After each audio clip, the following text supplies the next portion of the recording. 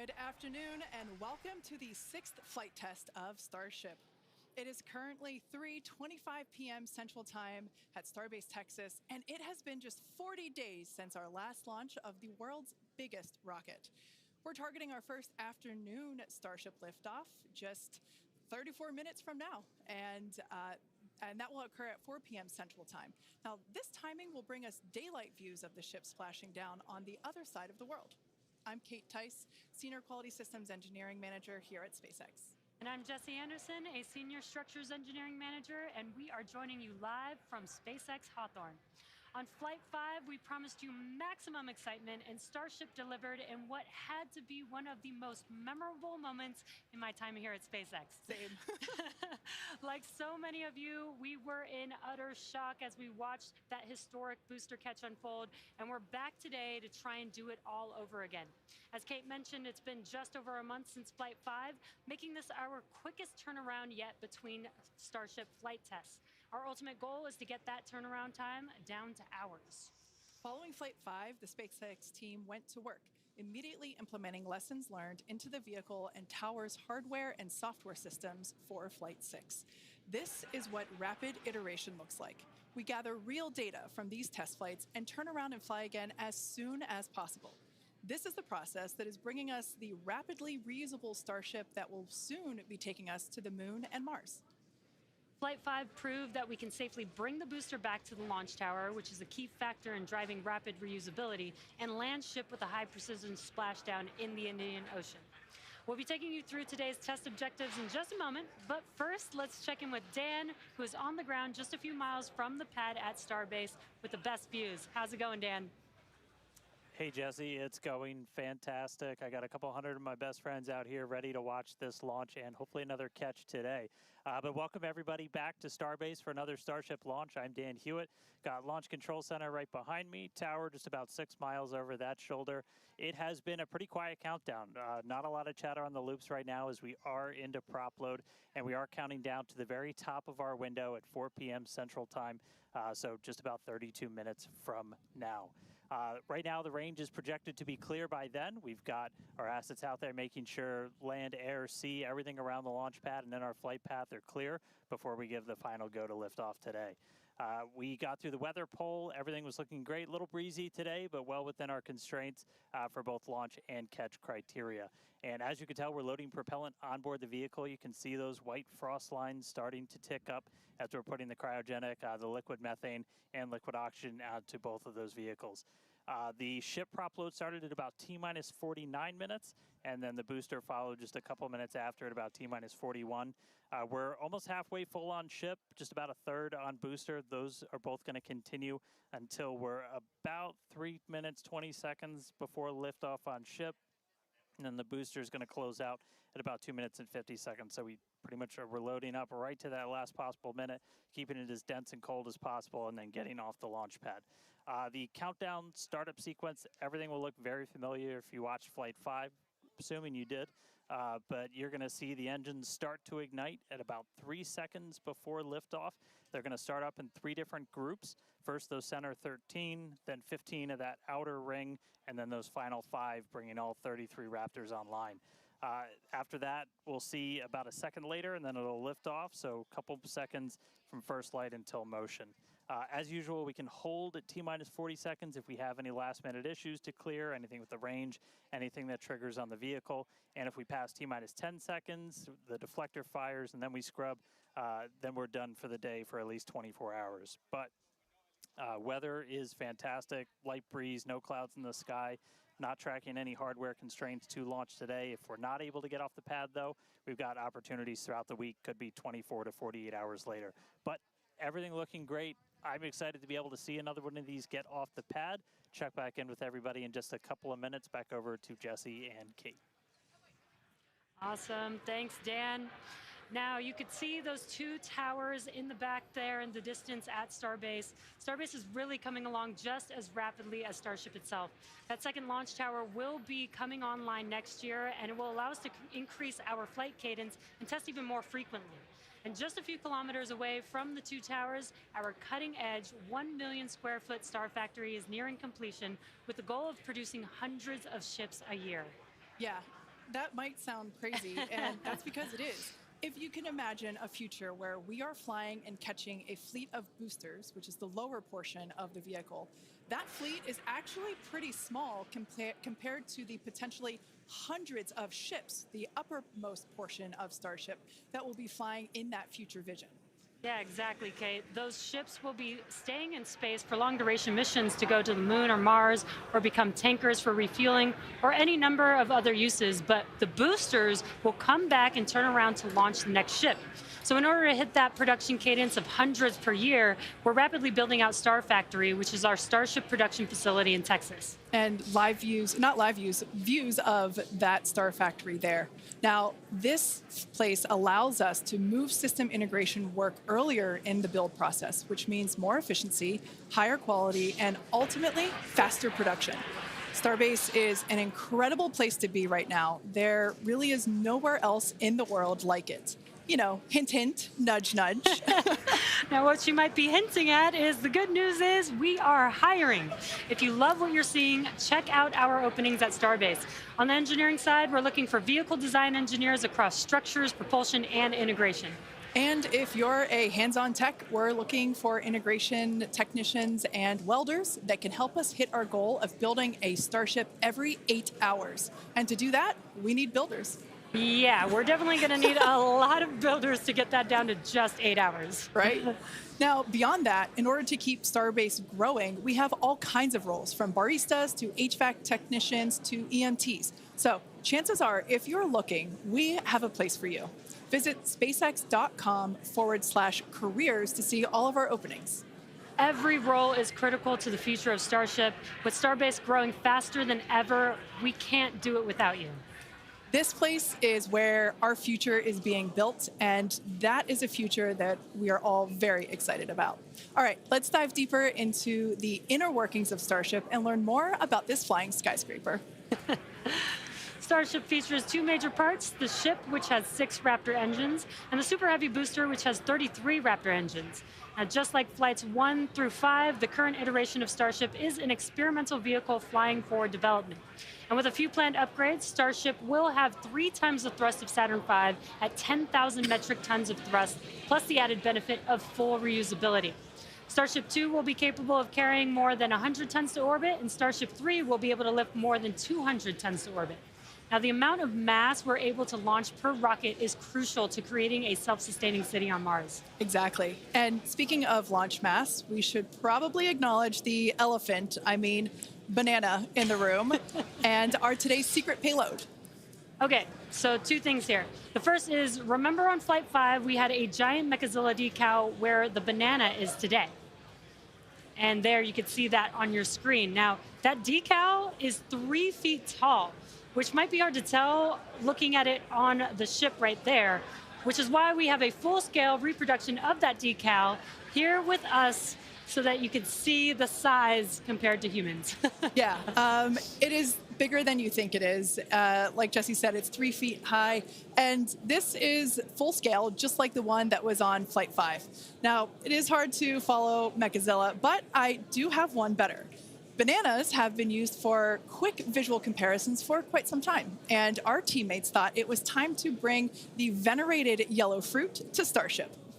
Today, we're flying Starship's first ever physical payload, which is, as you might have guessed, is a banana. That's a live view inside Starship, and if you look closely, you can see our stuffed banana payload, which is doubling as today's zero gravity or zero-G indicator. And while this payload will remain inside the vehicle at all times and will not be deployed today, it did give us a chance to do a test run of payload approval processes with the FAA. And that's something that we're hoping to do next year if we start flying our first Starlink satellites on Starship. Godspeed, banana. Some additional size for context, you can see on your screen a Starlink Mini next to a banana for scale. And to get an even better sense of how big Starship is, let's take the average size banana next to the average size human, which is about 2 meters high. Towering over our average human is the length of the Millennium Falcon, which comes in at 35 meters. Our Falcon 9 rocket with the payload fairing attached is double the size of the Millennium Falcon at 70 meters, and nearly twice the size of that is the fully integrated Starship at 121 meters tall. The ship is about 50 meters, and the Super Heavy booster alone stands 71 meters tall. And we do have plans to make the ship and booster even taller in the future. And yeah, it might be hard to imagine that because it's pretty big already. Now, Starship's first stage has a diameter roughly 2.5 times that of Falcon 9, and as you can see on your screen, with 33 much larger Raptor engines. I love this view. This is looking up at the aft end of Starship there at the engine bay. Now, moving up the rocket, the ship features 6 Raptor engines, 3 sea levels and 3 vacuum engines, which are optimized to operate in the vacuum of space. The ship is designed for vertical takeoff and landing on any hard surface, like the surface of the moon, for example. This ship is also outfitted with 4 flaps to help aerodynamically control the vehicle's attitude during atmospheric flight and enable a precision landing. To reach full reusability, the ship must survive re-entry not just once, but multiple times. It took the teams at SpaceX about 3 years to develop the heat shield on Starship, and development for improvements is still ongoing. The ship's heat shield is composed of thousands of hexagonal ceramic tiles designed to insulate the vehicle during atmospheric entry, where temperatures can be as high as 2,600 degrees Fahrenheit or over 1,400 degrees Celsius. The tiles are something we iterate on every flight test as we build towards a heat shield requiring no refurbishment between flights to unlock rapid reuse. And the teams have actually already begun testing the heat shield tiles in environments simulating Mars atmospheric entry conditions, which we'll see more of in just a few minutes. You know, slightly different than coming back to Earth. Just slightly different. And in between the first and second stages is our hot stage, which we saw in action on flights 2, 3, 4, and 5. So let's recap that last flight to understand what we accomplished and how that's changing for today's flight. On October 13th, Starship successfully lifted off at 7:25 a.m. Central Time from Starbase, Texas. A gorgeous sunrise ascent that was fairly quickly followed by the hot stage separation maneuver, which we see here, as well as on multiple previous Starship flights. The booster then performed a flip maneuver, boost back burn, and then we jettisoned that hot stage, which you see there. The booster then performed its boost back burn, which brought it back on a trajectory to the launch tower, back to the Gulf Coast. We can see here the booster descending through the Earth's atmosphere. It broke the sound barrier again as it was coming back through. Those Raptor engines relit, and then the moment that made us all lose our minds, the booster came back for a successful first ever catch by the chopstick arms back at the exact same launch tower that it launched from. It was insane. As you can see, we all went bananas. And you did too, probably. Thousands of distinct vehicle and pad criteria had to be met, and thanks to the tireless work of the entire Starship team, we succeeded on that first attempt. And while that all was happening, ship was continuing to coast towards the Indian Ocean. It executed an excellent coast, made its way down through re-entry, relit its engines, did that flip maneuver, relit its engines for landing burn, and then splashed down into the Indian Ocean. Now that whole flight test concluded, that splashdown 1 hour, 5 minutes, and 40 seconds after launch. Starship's 5th flight test was one of our most ambitious yet, and as we work to demonstrate techniques fundamental to Starship and Super Heavy's fully and rapidly reusable design. And I think I speak for all of us when I say that seeing the catch for the first time was an extraordinary moment for the entire SpaceX team. We've seen a lot of wild firsts here, but that was truly an epic moment in time. Yeah, we're not forgetting that anytime soon. Certainly one in the history books. Now, today's mission profile is very similar to Flight 5, but there are some differences that we've incorporated as we prepare for future reuse. About 20 minutes from now, Super Heavy will ignite its 33 Raptor engines and lift off from Starbase. About 2.5 minutes into flight, the booster will separate from the ship in a hot stage separation, and we've seen that occur on multiple flights, including Flight 2, 3, 4, and 5. About 2 seconds after that burns, we'll jettison that hot stage. The booster will perform its flip and boost back maneuver. and we will once again look to return the booster to the launch site for a catch by the tower's chopstick arms. And once again, we will only attempt that if both the booster and tower are healthy after launch. We were successful last time, but we should emphasize that this process is still very new. And this is still just a test, so success is very far from guaranteed today. It's always a possibility that we'll lose the vehicle. It's a contingency that we always plan for. Yeah, exactly. Now, while the booster is doing its job, the ship's 6 engines will remain lit for a few minutes before shutting down and then going into the coast phase. The ship will coast for a total of about 40 minutes or so, reaching a peak altitude of approximately 213 kilometers. Now, one additional objective for this flight during coast is an in-space burn using one of ship's Raptor engines. Doing a burn while in space will build confidence that we can do deorbit burns, which is a key capability for upcoming orbital missions.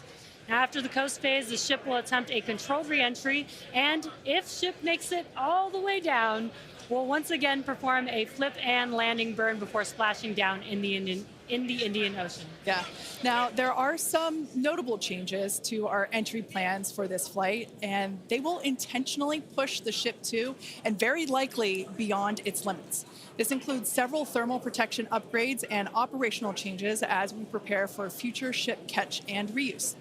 Today's flight test will also test new secondary thermal protection materials, and entire sections of the heat shield has actually been removed in certain areas. And on top of all of that, we're going to fly the ship at an aggressive angle of attack once it's moving slower than the speed of sound. Now, this means we'll be flying nose down instead of our usual belly flap orientation during final descent. This will no doubt stress the limits of the flap's ability to maintain control, but it will be a chance to get real flight data on what our limits actually are. So, to put it as bluntly as possible, do not be surprised if this is not a smooth flight to splash down today. We are intentionally looking for how far we can push and discover the vehicle's true limits as we plan for future ship return and catch. And even though ship recovery is not expected today, the telemetry and data we receive all the way to the end is what we're looking for and what will help us get to a rapidly reusable Starship of the future. Now, just like Flight 5, one of our objectives for Flight 6 is attempting to return the booster to the launch site to be caught by the tower. The booster for this flight has upgrades to add redundancy across its propulsion system, increase the structural, as well as increasing the structural strength in a few spots. We've also implemented a few changes across both ship and tower to try and speed up the post-catch timeline. Returning vehicles to the launch site leverages the same hardware that we use for stacking ahead of flight, making our infrastructure multi-purpose. And in order for us to achieve that rapid reusability that we keep talking about, we need a quick turnaround. And you can't get much faster than returning the launch vehicle right back there to where it needs to launch from again. Exactly. In this video, you can see our original render of booster catch alongside the actual footage of catch from Flight 5. This video is just mind-blowing to see the predicted versus reality. And just like the last flight for today's booster catch, there are thousands of criteria that need to be met in order to proceed with catch. Automated checks have to indicate we have a healthy booster and a healthy tower, and the flight director must issue a manual command which is informed by manual checks from the flight control team. If this command is not sent prior to the completion of the boost back burn, or if automated health checks show unacceptable conditions with Super Heavy or the tower, the booster will default to a trajectory that takes it to a landing burn and soft splashdown in the Gulf of Mexico. I remember when we first heard the call out that tower was go for catch on Flight 5, and wow, I still get goosebumps when I think about that moment. Now, for today's test, just like Flight 5, we're only going to catch if everything on the booster and the tower checks out after launch. As always, we accept no compromises when it comes to the safety of the public and our team. And so to that end, the area around the pad and the flight path are cleared in advance. A lot of things have to go right in order to line up the booster catch. So if all criteria is met, we will attempt the catch, but there is a chance that we may not. Either way, we'll be getting tons of in-flight data, which is extremely valuable. Exactly. That first catch was pretty epic, though. So like you, we'll be keeping our hopes high to see another one this afternoon. Now, Dan, you got to see it in person last time. Are you mentally prepared for a possible round 2? I mean, probably not. That was pretty hands down the coolest thing I've ever seen. And the fact that we're going to do that every time now breaks my brain a little bit, but it was absolutely incredible. One of the unique aspects with Super Heavy coming back is it does generate a sonic boom. This is something commonly associated with reusable spacecraft. It's coming in faster than the speed of sound and then slowing down. It creates that pressure wave that builds up, and then when it reaches you on the ground, that rapid change in pressure is that quick thunderclap sound that you hear. Now, generally the only effect is that thunderclap sound, but if you're not expecting it, it's definitely going to get your attention, and we were able to hear it last time. The impact of, or how loud it is, changes pretty dramatically. And in this video, you can see as we were descending, and there was kind of that quick triple pop that you heard. Now that was picked up from closer to the pad. Most people at our distance and further away, you're only going to hear one or two as they're happening kind of so on top of each other that it might just sound like one big bang. But as I said, that's something that's only associated with spacecraft being reused. We hear it with Falcon 9. We heard it during shuttle, and looking forward to hopefully hearing it today. Just a quick status check, though. We're about 85% full on ship, almost 2/3 of the way full on booster, continuing to count down about 13.5 minutes, a little under that, until we lift off today. But still looking good. I'll check back in with you guys in a few minutes. Back over to Jesse and Kate. Thanks, Dan. Yeah, I think Dan said it really well when it really does hurt the brain to think that this is going to be the norm, that this is just the beginning. Every one of these flights is a step closer to a fully operational Starship that will take us beyond Earth orbit. And with our pace of rapid iteration here, the Moon and Mars are not nearly as far in the future as you may think. In fact, we're planning to send Starships to Mars as soon as 2026. Which is when the next Mars transfer window opens, which is under 2 years from now. Now, you might be familiar with the Starlink logo, which you see there on your screen. It's an iconic representation of the Mars transfer orbit, also called the Hohmann transfer orbit. This transfer window, or the time between the time when Earth and Mars are closest to each other, opens every 26 months and is only open for about 2 to 3 months at a time for a vehicle with Starship's power. Lining up a launch to Mars is similar to how we launched to the International Space Station, where we timed the launches to match the station's orbit.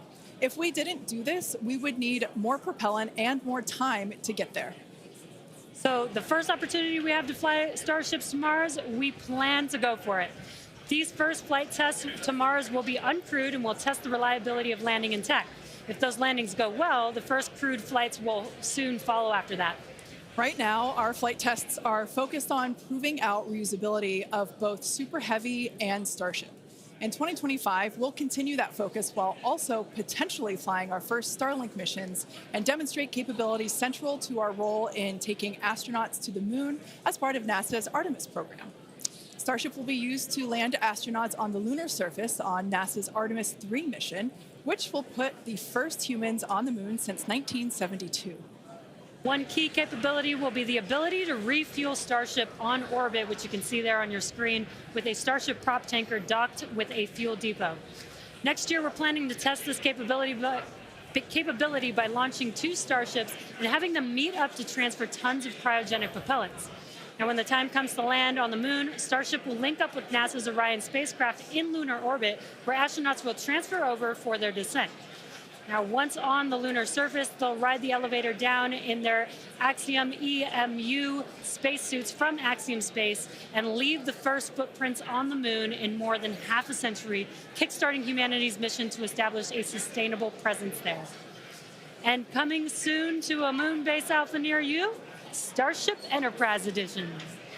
That is so exciting, and all the advancements that are going to come in order to enable all of that. Now, our rapid iterative development approach has been the basis for all of SpaceX's major innovative advancements, including Falcon, Dragon, and Starlink. Today, we're testing hardware and systems, and we need to know how they perform under the most extreme conditions. And what's more extreme than the flight environment? We'd much rather find the bugs and limits now during testing than later on when there's more on the line. And to reiterate, while we do determine an acceptable level of technical risk on our vehicle and pad to learn as fast as possible, we accept no compromises when it comes to the safety of the public or our team. So all of that to say, this is only the sixth of many future flight tests of Starship before it becomes fully operational. And we tend to do our testing out in the open, just like today. And that means people sometimes see when our hardware doesn't perform as we planned during that testing. And that's okay, because this is exactly what we are testing for, to physically see if hardware performance matches what we expect it to do or not. Even more with today's test flight, where we're purposefully pushing the ship beyond its limits. Starship development is also being aided by Starlink space-based connectivity. You might remember the Starlink panels that are incorporated into Starship, and you can see them there on your screen, those rectangular panels on Starship's nose cone. Starlink brings us the epic views in space and on re-entry, and also helps deliver us critical flight data engineers need to continue development. Yeah, Starlink continues to help us push the limits in space in the short term by providing great views and real-time data on our next few flights, particularly through re-entry, which spaceflight veterans know that is historically a period of blackout for all communications within spaceflight. Outside of Starship, Starlink has helped people across the globe, particularly in rural and remote areas that have been underserved by traditional broadband internet. Yeah, and soon, Starship will deploy our next generation Starlink satellites, which will continue to increase our capability to connect even more people with high-speed internet all around the world and beyond.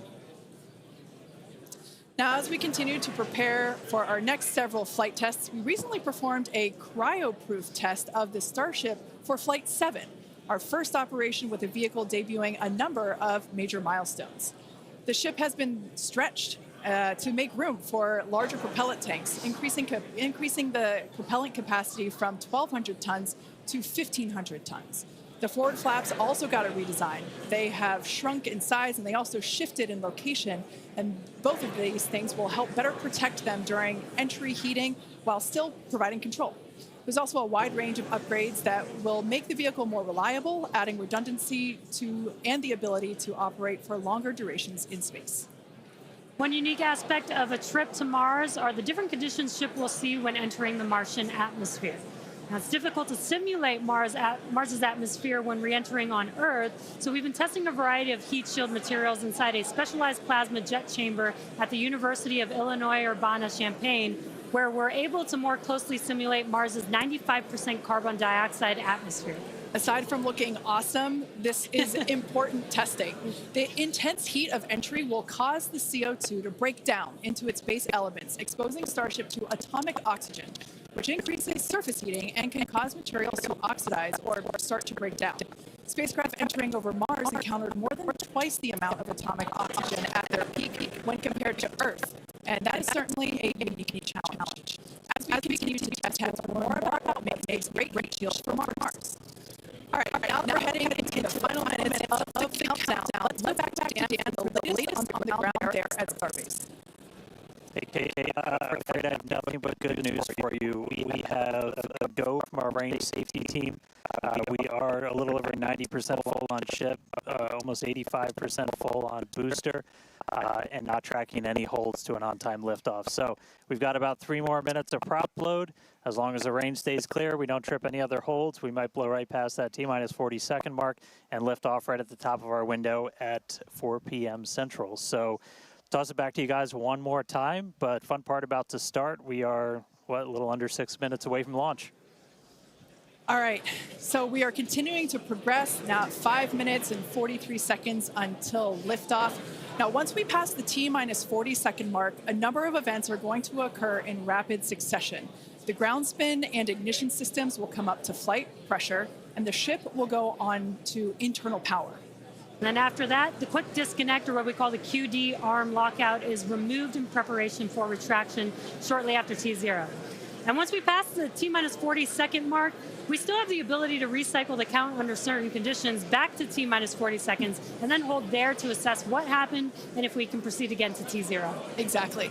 However, once the water for the deflector system begins flowing at T-minus 10 seconds, any issue after that would be an automatic scrub for the day, as the teams would need to refill the deflector's water tanks as well as the propellant storage tanks over at the tank farm before we're able to make another attempt. Now, it is just so unbelievable that it's just been only a little over a month, and we are just a few minutes away from Flight 6. The crowd here is building up. We've got a much larger crowd here than when we were launching at 4 or 5 in the morning out here. So very exciting to have an afternoon launch to have all the employees here. Exactly. Now, just as a reminder, that T-minus 40-second hold, if we opt to use it, everything is still potentially go for launch. So nothing to be worried about there. At that point, basically up until T-minus 40 seconds, all aborts are just holds.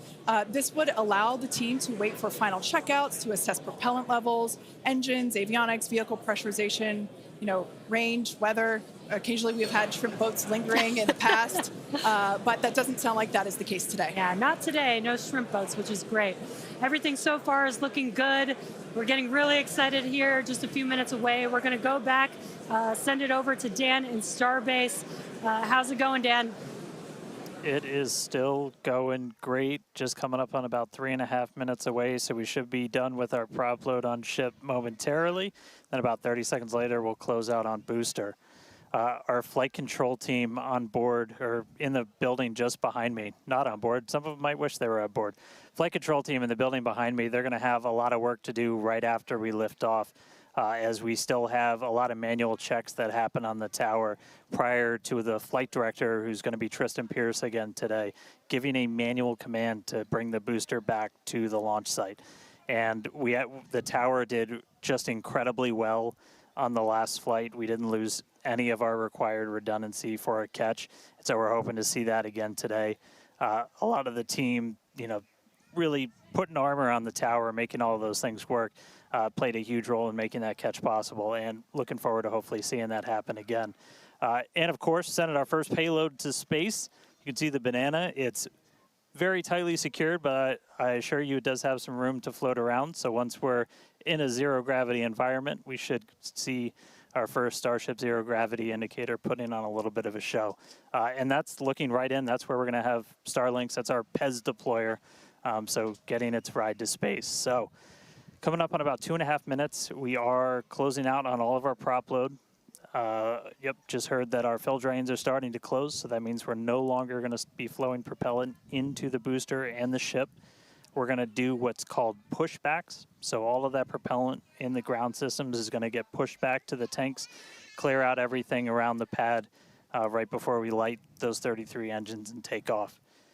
Just quick reminder, you're going to see fire start at the bottom. You're going to see the deflector start at about 10 seconds before launch.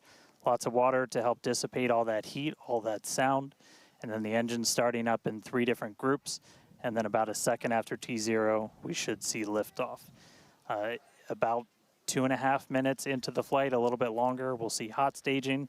And that's when we're going to be listening really close on those loops to see if we're going to be bringing the booster back for a catch today. Do always want to caution, it's never a guarantee. We've done this once.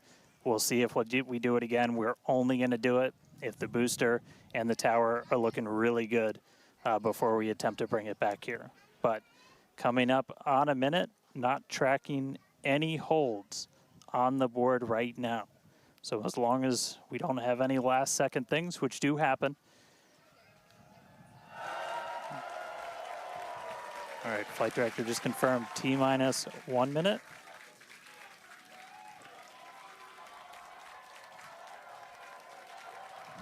Key moment to look at in 10 seconds, that T-minus 40.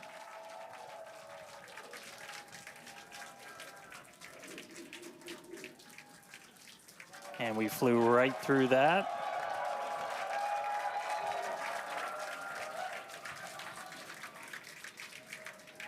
Flight directors go for launch. All right, we're now T-minus 20 seconds until liftoff of Starship Flight 6. This will mark our second attempt to catch the Super Heavy booster at the launch tower, as well as 10, 9, 8, 7, 6, 5, 4, 3, 2, 1.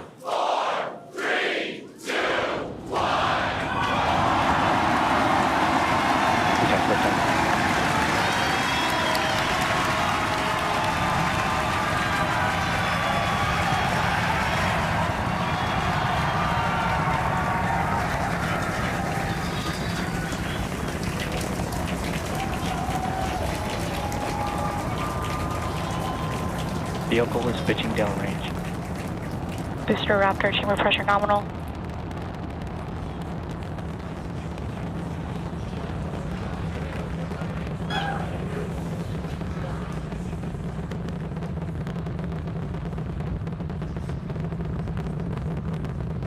Booster and ship, avionics, power, and telemetry nominal.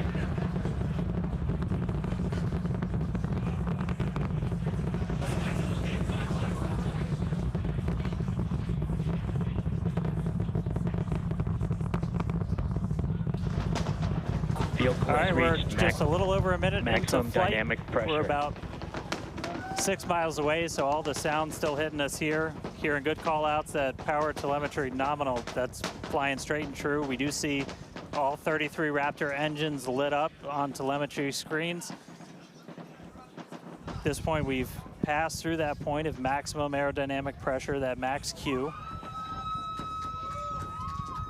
Now coming up in just a little over a minute from now is going to be hot staging. So we're going to see the 6 engines on the ship ignite while still attached to the booster. Just before that, we'll see all but 3 center engines on the booster shut down.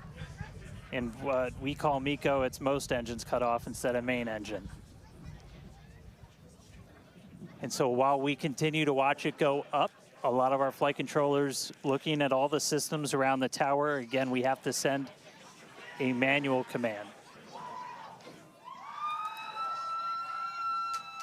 Just about 30 seconds away from hot staging.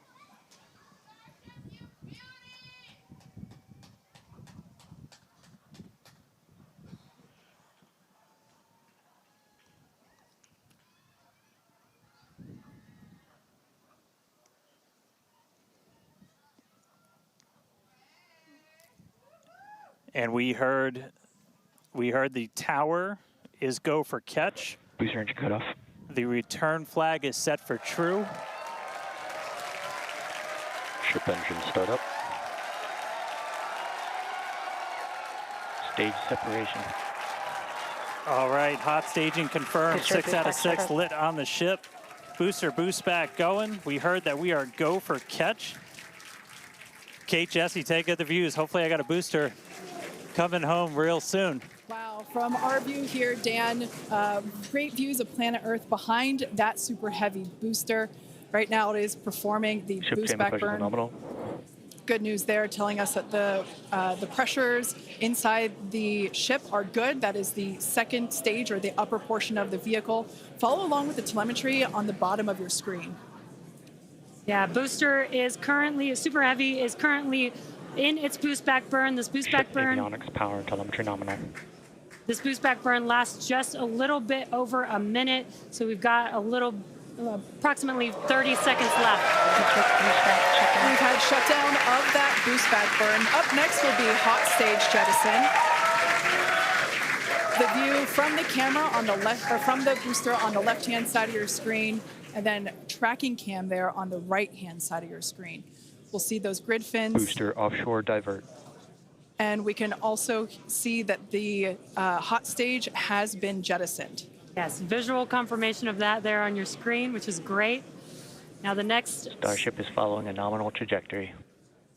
The next step for booster is going into that landing burn. Again, it'll light up 13 of those engines and then pare down to 3 engines right before booster catch. All right, now just real quick, we did hear the call out, booster offshore divert. Unfortunately, that means that we are no-go for the catch. As we said before, both the tower and the vehicle, as well as the operators on console, have been actively evaluating the commit criteria for that return to the launch tower. And unfortunately, we did not have a pass on those commit criteria. So we are no-go for tower catch. And we did mention that we're constantly evaluating the criteria for catch. There's a lot of things that need to go well in order to line that up. Unfortunately, today we will forego booster catch today. But what you're seeing on your screen is ship currently making its way towards the Indian Ocean, still looking good so far. Exactly. So views there of the booster on the left-hand side of your screen, views of the ship on the right-hand side of your screen. Now, we said before that it was not guaranteed that we would be able to make a tower catch today. So while we were hoping for it, like we said, it was pretty epic on attempt 1, but the safety of the teams and the public and the pad itself are paramount. So we are accepting no compromises in any of those areas. Exactly, and we're still going to get a lot of good flight data with booster even, but especially with ship. Again, we have an additional objective today to do an in-space relight of a Raptor engine, which again will help us set us up for being able to do deorbit burns, which is Ship chamber pressures are nominal. which is important for orbital flights. And what you're seeing on your screen is a view from Super Heavy as it's making its way back down to Earth. Yeah, once again, we are attempting an offshore landing of the Super Heavy booster. So we have seen this before, and it is still very fun to watch, watching it come down for a soft splashdown off the Gulf Coast of Texas. We can see it there re-entering. We saw earlier those grid fins. There are 4 hypersonic grid fins. Oh, we can see that the landing burn has begun on the Super Heavy booster. And same pattern, 13 engines will light, gone down to 3 just as we expected. And what an incredible view of splashdown that we got today of Super Heavy. Yeah, I'm sure the buoy cam views will be pretty awesome once again. So we'd like to confirm a water landing once again for the Super Heavy booster. Congrats to the SpaceX team for making that milestone as well. Now, ship continues to look good. We can see that it is, while all of that was happening, the crowd here in Hawthorne continuing to react to all these amazing views that we're getting. The next milestone is... Starship is in terminal guidance. Great news there. Starship terminal guidance, referring to what we see here on our screen, the upper stage, at about 8 minutes, 35 seconds or so, we have ship engine cutoff, which will be the cutoff of the Raptor engines.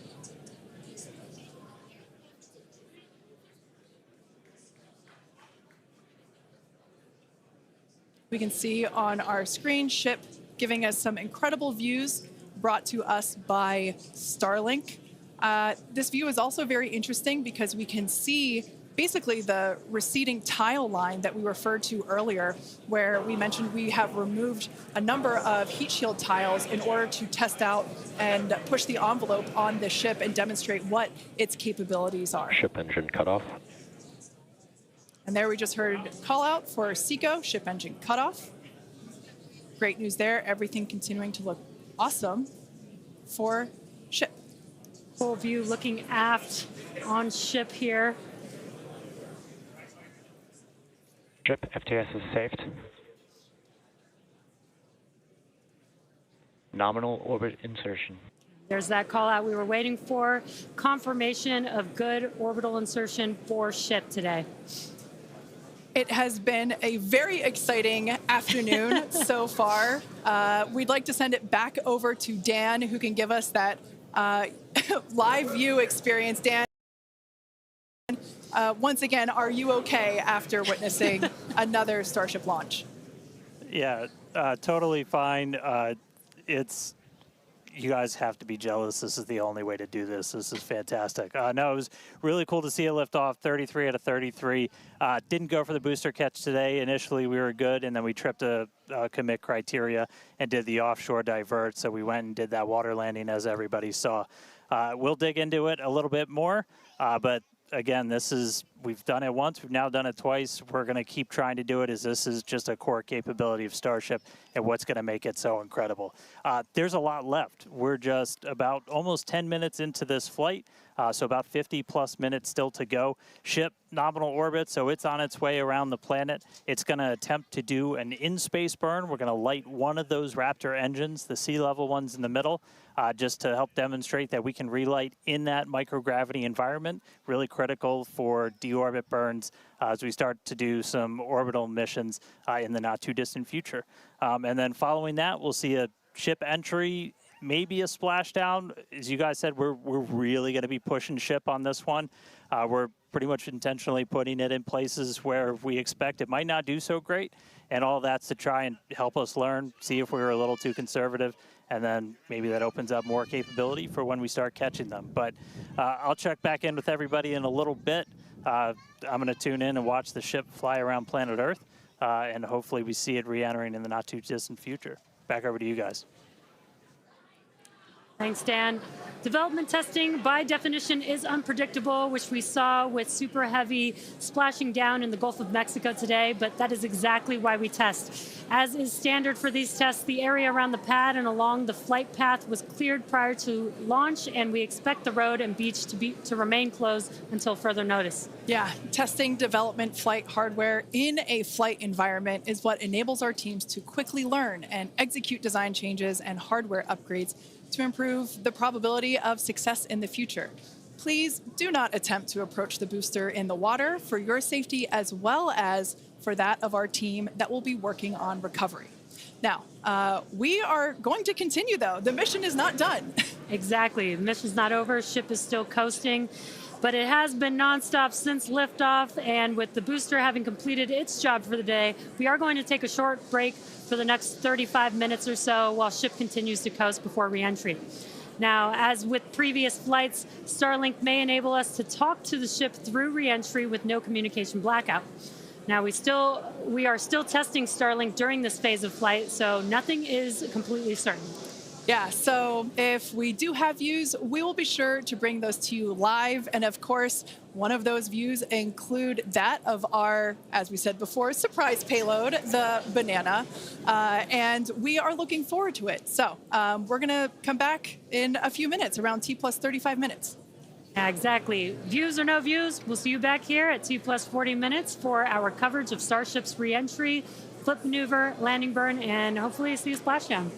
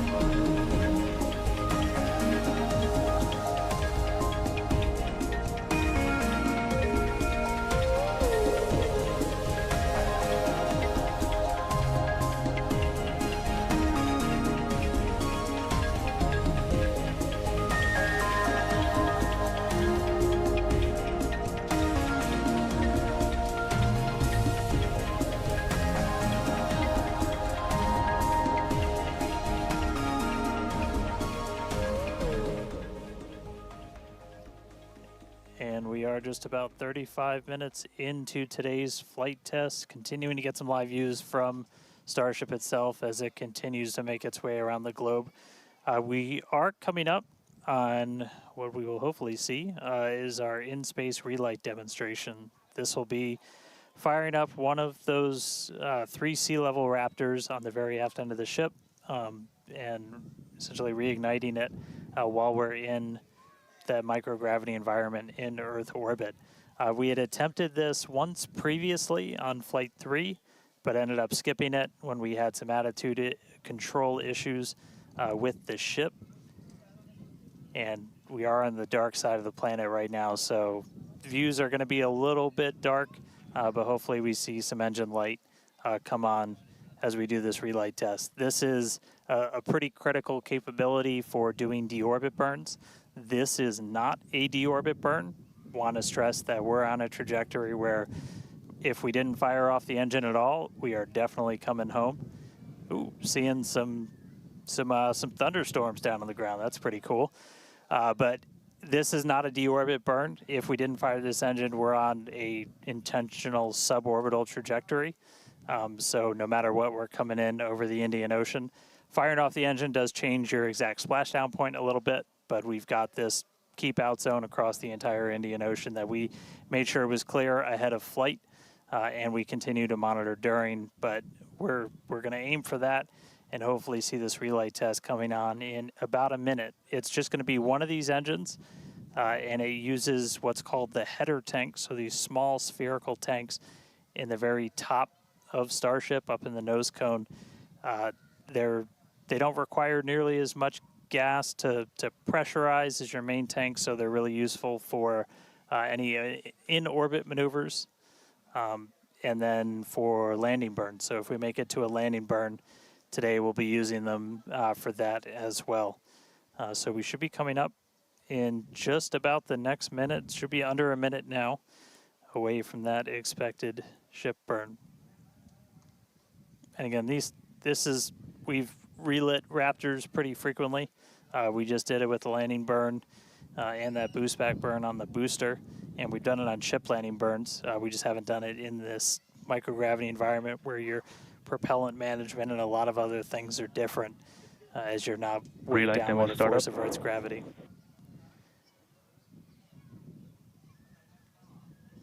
And just heard the call out for startup. There's some light. There's that Raptor relit. And shut down. All right, there you have it. The first time ever lighting a Raptor while in outer space, other than our ascent burn. So really cool to see that relit. That's a pretty critical capability that we're going to need when we're doing orbital missions in the not too distant future. So check another one off. That was a really cool. That was an objective we really wanted to hit on this one, and so good to see ship knock that one out in orbit. But for now, we're going to coast for just a little bit longer, and then it'll be time for ship entry. So we'll get the usual light show as we return from hypersonic velocities. We're just starting to do the entry prep for that, so we're going to get the flaps positioned, and then it's going to start taking the brunt of all of that heat as you're coming in from well in excess of 10,000 miles an hour. That's all going to build up a lot of heat as you're encountering an increasing atmosphere, building up that friction. And we're going to see how the tiles fare. We've also got some pretty cool tile experiments that we'll talk about in a little bit. But coming up real soon, ship re-entry, successful relight, and we'll start this entry part soon.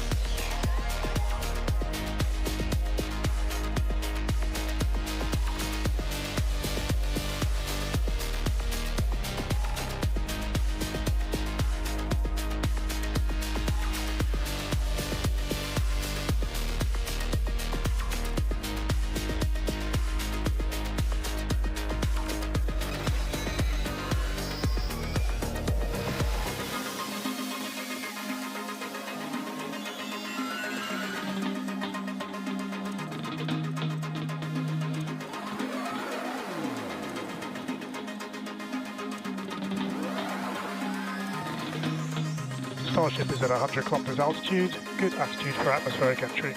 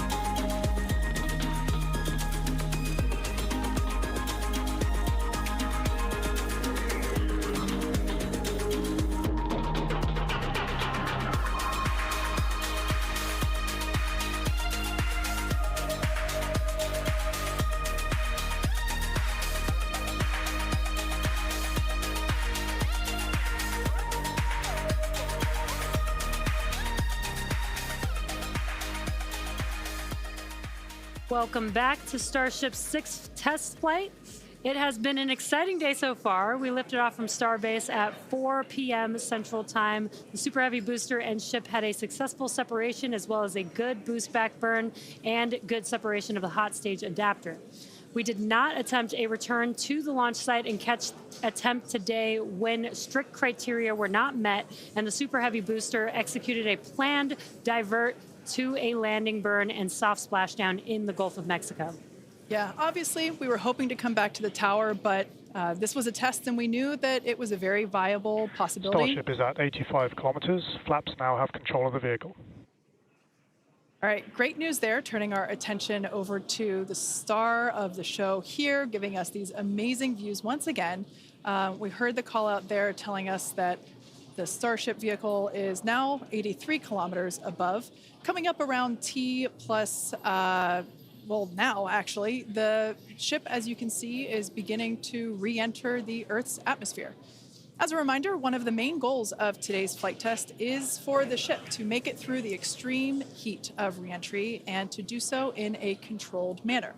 Now, re-entry is typically a portion of flight where we don't have communication capability with the spacecraft because it's re-entering at or around orbital velocity, which is roughly 8 kilometers per second or about 5 miles per second. Now at those speeds, yep, pretty fast. The spacecraft is moving through the atmosphere rather quickly, and that results in friction, as we can see that starting to happen on our screen, and this creates a plasma field around the vehicle. That blanket of plasma distorts communication frequencies, so it's not uncommon to experience brief blackouts in communication.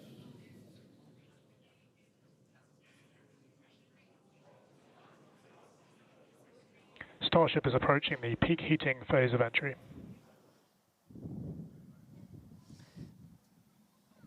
And we just heard we're getting into the peak heating phase. We're getting these views courtesy of Starlink. We've got 4 different terminals on the ship itself.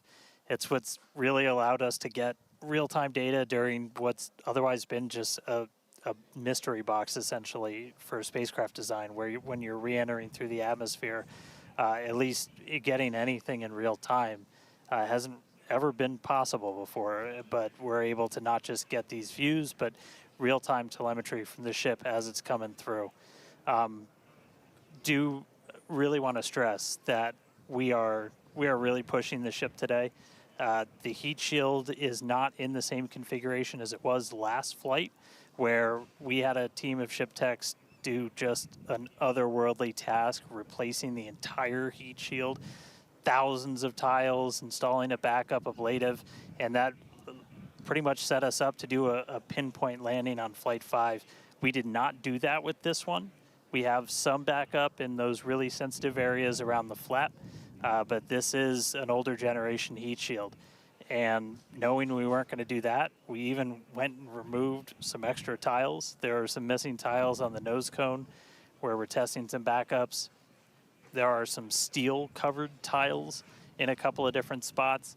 And there's also a whole lot more steel of the ship showing.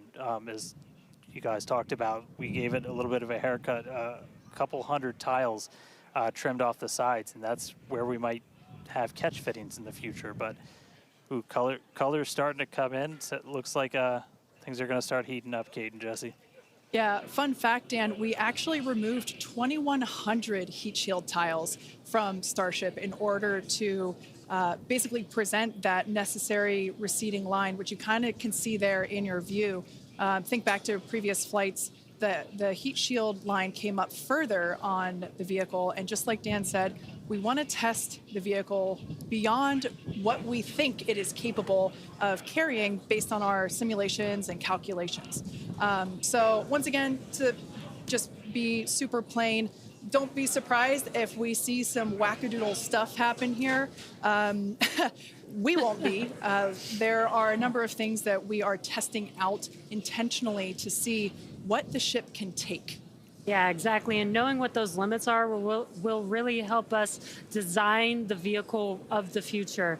Essentially, removing those tiles helps us remove a lot of weight from the vehicle, a lot of things that might potentially need refurbishment in the future. And the goal is to come up with a heat shield pattern or design that we don't have to refurbish. We can just continue to use it over and over again. And that's why we're changing some of those tiles and moving stuff around, removing a lot of those tiles, as Kate has been mentioning. Exactly. And, looking forward to the Starship capability of the future, we want to be able to catch Starship like we do with boosters. And so the next flight, we want to better understand where we can install catch hardware, not necessarily to actually do the catch, but to see how that hardware holds up in those spots. And today's flight will help inform, does the stainless steel hold up like we think it may based on experiments that we conducted on Flight 5? Now, continuing to look, amazing views. Yeah, Dan, go ahead.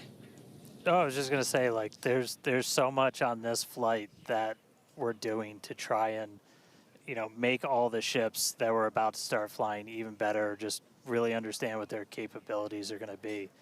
We've got kind of the next-gen ship lined up for Flight 7. It's got all of those heat shield upgrades and everything. And one of the things that we're going to be doing that's most interesting, and one of the reasons we wanted daylight, is we're going to be flying pretty aggressively as ship comes in. We're going to be kind of nose down, and we've done it in wind tunnels, we've done it in simulations. You might see the flaps really flapping around trying to control the vehicle. We're betting we might have a little bit more capability than we think in just the analysis, but always a chance that bet doesn't pay off. But that just helps us know what are our Starship limits. is now halfway through the peak heating phase of entry. Sweet. Halfway there, halfway home, guys. Yeah, and if you guys, again, can follow along with the altitude and the speed of ship as it's making its way back down to Earth, bottom right-hand corner of your screen.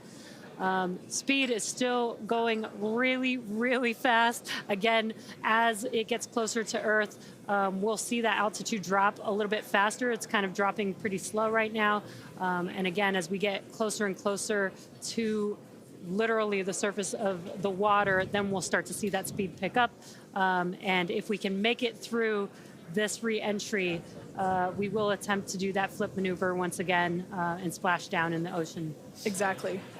Like we've been saying, we are testing beyond the perceived limits of the vehicle. We want to go learn more about the ship, and this is a great opportunity to do that. So really pushing the flight hardware in a flight environment to help inform these future designs. As we've mentioned, it has a different heat shield. This heat shield is not the same generation as what we flew last time. This one is one generation older. So we are also testing out new secondary thermal protection materials. So basically, like if the heat shield isn't in this one spot, can this other material protect the metal is the thinking there. Also, checking of the ship's structural strength in those areas where we're looking to add that ship catch hardware just to see if it survives entry. So yeah, as we've been saying, we've done a lot of calculations and simulations. This view right here is super cool. This is looking out from the aft engine bay, basically at the bottom of Starship. Then on the center left-hand panel, if you will, we have one of the forward Starship flaps, so one of the flaps located at the top of the vehicle. Underneath that is one of the aft end flaps, like the one that we see in the main picture there on the right-hand side of your screen. Now, these views as the vehicle continues to enter the Earth's atmosphere, drawing a crowd once again here at SpaceX in Hawthorne as folks tune in as the mission continues on. Now, the next event that we have coming up, we should hear the call out that the vehicle is transonic around T plus 1 hour and 2 minutes or so. That means that the vehicle is traveling near the speed of sound. We say near the speed of sound because there are certain parts of the vehicle where airflow is going faster and other parts where it's going slower. So it kind of teeters there on the brink of the speed of sound. So once we have equal flow on all parts, then we'll hear it's subsonic. Yeah, and almost real quick, almost a reverse of, I'm sorry, Jesse, almost a reverse of before. We see the Earth starting to come into view. We've got sunrise there over the Indian Ocean. So this is going to look different from any of the re-entries we've had before. And it was specifically so like we get as much daylight as possible to see how ship does this. Over to you, Jesse. Sorry about that. Dan, great minds think alike. That's exactly what I was going to point out, is that we're getting a lot clearer view of the Earth in the background with the different temperatures that we're seeing with the different colors of that plasma around the ship, which is really, really cool to see. Again, we are pushing the limits of ship today, but so far everything is looking pretty nominal. We'll see how the next few minutes goes. Yeah.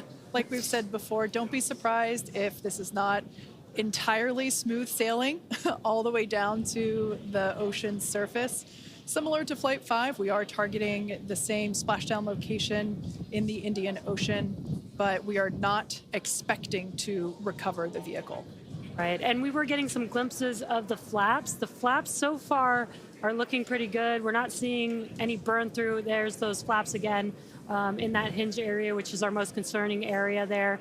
That's great news for us for now. Again, the next few minutes could change as we continuously push those limits. Yeah, once we slow down a little bit, once we're subsonic essentially, so I think that's about 1,200 kilometers an hour. Once we're down below that, that's when we're going to kind of dip our nose down and get that more aggressive angle of attack. Normally we're just belly flop right into the water, pretty much that position. But if we're going to be able to do return to launch sites, we're going to want to be able to fly with a little bit more of an angle of attack, get you a little bit more range as you're coming through. And so this'll be just a test to see quite how far can we push it. And obviously we're going to do these kind of tests way out here in super remote areas before you ever try to bring a ship back to a place like Starbase. Starship remains on a good entry trajectory. External temperatures are coming down.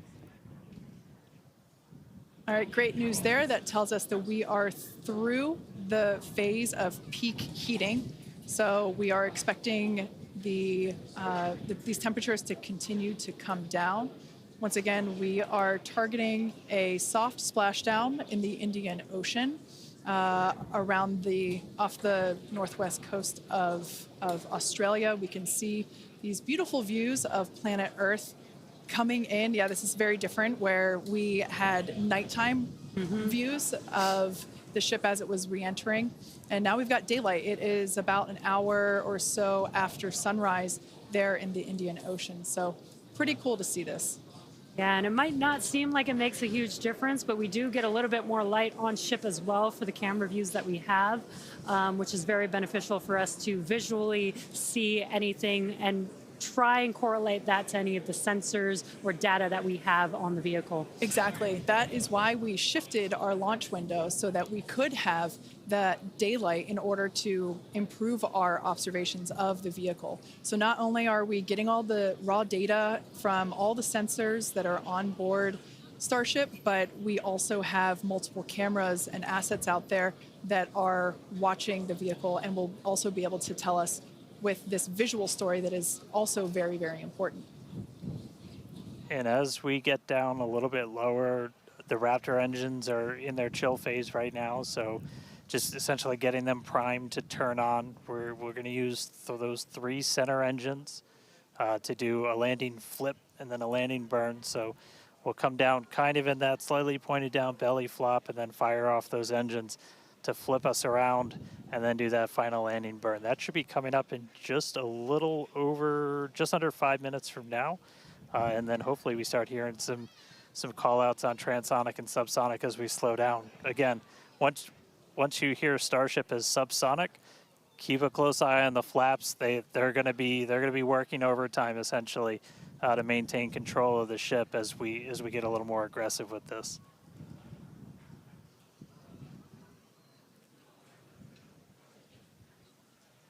We can see that we are beginning... Starship has passed maximum entry dynamic pressure. All right, great call out there. But we can see on this view here that we do have some heating there on, that looks like one of the forward flaps on Starship. This is to be expected. We knew that the vehicle would perform differently than what we had seen on Flight 5. This is actually really good data because it tells us what parts of the vehicle at this, what will soon be a higher angle of attack once we drop down below the speed of sound. We'll have a higher angle of attack, meaning we're going to be flying nose down, basically. So yeah, this is good news, but we can actually, looks like that heating is starting to cool off there. Yeah, it's a little burn through.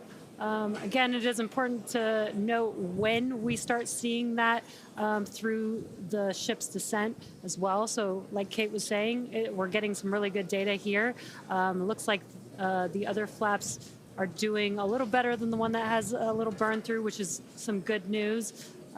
Again, constantly watching. We've got a couple minutes until we're expecting to make it all the way back down to Earth. Exactly. And like we said before, we are not expecting to recover the ship, although that would be great. It'd be a nice bonus if it happened, but it's not really in our expectations today. We really want to push the hardware, as we've been saying, but really the telemetry and the data and the video that we receive all the way to the end is truly what we're looking for and will help inform the future designs of this vehicle. We can see some flap movement as the camera is moving around. That's what you're seeing there, is the flaps adjusting. And we have a camera on one of the flaps there. This is the view that you're seeing there. And you can also see the graphic in the bottom. Starship is slowing down past Mach 1. And call-outs aligning with this. You can see the orientation of the vehicle starting to change. You can follow that graphic at the bottom of your screen. Again, that is why those flaps are changing. They control the orientation of the vehicle. Yeah, there are 4. This is, go ahead, Dan. Starship has started the subsonic belly flop, remains on a good trajectory. I was going to say, this is when things will start to get a little interesting. So this is when we're moving slower than the speed of sound. You can see that nose slowly start to tip down, and we're going to try and maintain flap control the whole way. But we are just a couple minutes away from hopefully doing a landing flip landing flip and landing burn if the flaps can hold together. Yeah, this is such a cool view. This reminds me of when we first performed the belly flop maneuver on the high altitude test with serial number 8. We saw the ship come back through, and I always wondered what it looked like from the ship's perspective, and this perspective, I think, helps inform that. We will be, as Dan said, we will be dipping down a little further and really be flying nose first. This higher angle of attack, we're intentionally doing it to stress those aft flaps, and that will help inform the limits of flap control in order to collect data for future landing profiles.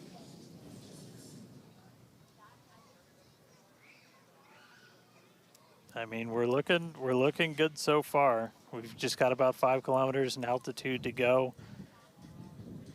We'll ignite the engines when we're still just a couple hundred meters over the ground, do that flip. Starship is passing through 5 kilometers altitude, remains on a good trajectory. I have a feeling this is going to look so cool as it passes through the clouds. Obligatory shout out to the entire avionics team on Starship. And there's that nose down orientation.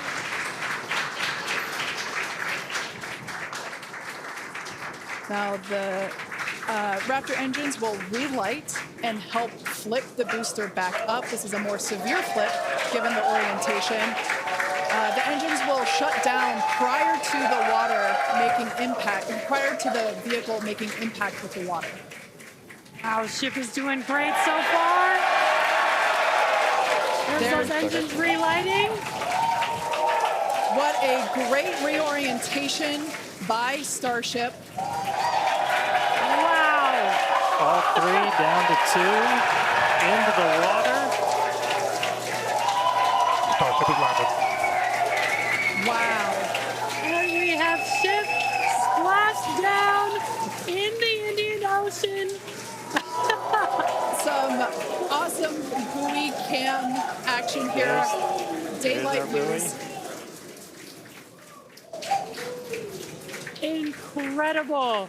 We really pushed the limits on ship and it made it all the way back down to Earth. I am shocked, to be honest. I think many folks are.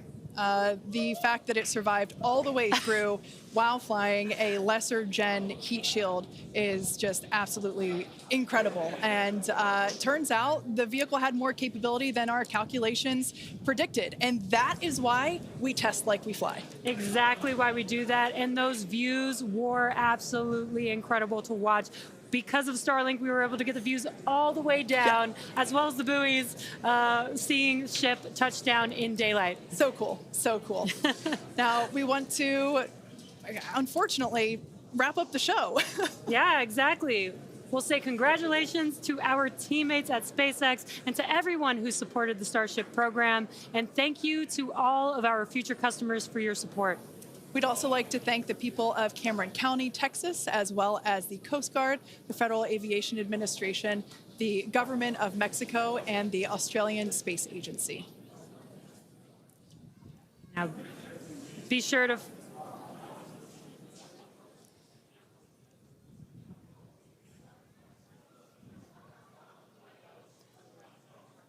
Hey guys, I could take it from here. That was just incredible to see that splashdown. As you said, thanks to everybody that took such a huge part in this. Everybody here at Starbase that's worked on this program, just really pouring your lives into it. Great to see another booster lift off. We'll catch it the next time. Great to see ship in the water. New version of ship coming soon, so a lot more exciting launches coming up real soon here from Starbase. But I'll send us out this time. We'll see you guys next time. Awesome. Thanks, Dan. Be sure to follow SpaceX on X for updates and more exciting views that we weren't able to feature on today's broadcast. I'm sure there will be plenty of those. Now, thanks to all of you for tuning in, and we'll see you next time.